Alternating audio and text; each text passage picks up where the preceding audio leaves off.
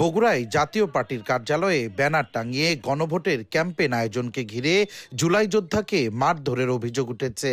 শনিবার দুপুর থেকেই শহরের কবি নজরুল ইসলাম সড়কের জাপা কার্যালয়ের সামনে বিক্ষোভ করে জাতীয় পার্টিকে বগুড়ায় অবাঞ্ছিত ঘোষণা করে এনসিপি ও জুলাই যোদ্ধারা। জানা যায় ৫ আগস্ট পরবর্তী কয়েক দফা ভাঙচুরের শিকার জাতীয় পার্টির কার্যালয়ে গণভোটে অংশগ্রহণের মাধ্যমে হ্যাঁ ভোট নিশ্চিতে ক্যাম্পেইনের আয়োজন করেছিল জুলাই যোদ্ধারা, যার নেতৃত্বে ছিল এনসিপি।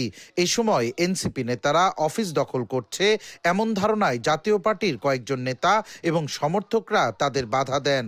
কিছু জাতীয় পার্টির দালালেরা যা দোকানদারেরা ওখানে আপনার দিয়ে রাখছিল তাদের ইনফরমেশন দেওয়ার জন্য ওই ছেলেটা হুট করে আসে আমাকে মারার হুমকি দিয়েছে।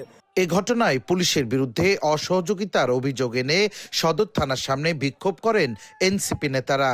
আকিজ নিয়ে এলো বিশ্বমানের বেবি ডায়াপার মাম্মাম, কটনে সফট ম্যাটেরিয়াল, বাবুকে দেবে র্যাশ ফ্রি সুপার কমফোর্ট। গতকালকে যখন জুলাই যোদ্ধা এবং আহত পরিবারের সদস্যরা এসেছিল হ্যাঁ ভোটের পক্ষে ক্যাম্পেইন করার জন্য, তখন আমাদের এই সাত মাথা অধীনস্থ এই পাশে যে ব্যানারটি ছিল সেটি জাতীয় পার্টির কিছু নেতৃবৃন্দ এসে এটি ছিঁড়ে ফেলার চেষ্টা করে। জুলাই যোদ্ধাদের অবশ্যই নিরাপত্তা নিশ্চিত করতে হবে, এই কারণে আমরা সদর থানাতে আসি।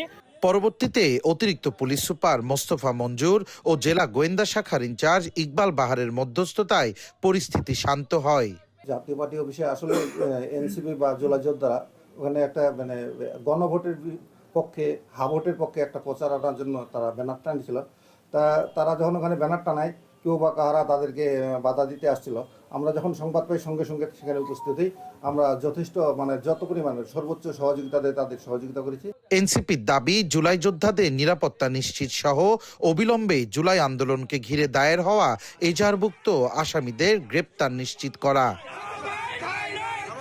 সঞ্জু রায়, দেশ টিভি, বগুড়া।